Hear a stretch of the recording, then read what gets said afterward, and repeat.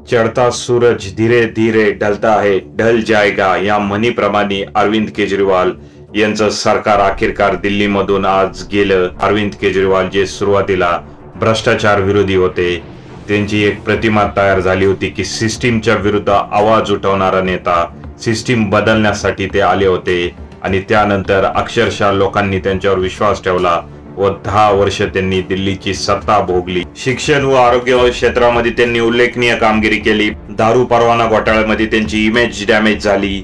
त्याचबरोबर निवडणुकीमध्ये काँग्रेस बरोबर त्यांनी युती करायला हवी होती, त्याचाही मत विभागणीचा फटका त्यांना 15 जागांवर बसला। त्याचप्रमाणे अरविंद केजरीवाल मी पण हिंदुत्ववादी आहे हे दाखवायचा प्रयत्न करत राहिले, त्यामुळे सेक्युलर मतदार त्यांच्यापासून दुरावला। असे अनेक चक्रव्यूह भाजपने केजरीवाल यांच्या भोवती रचले आणि केजरीवाल त्यातनं बाहेरच निघू शकले नाही।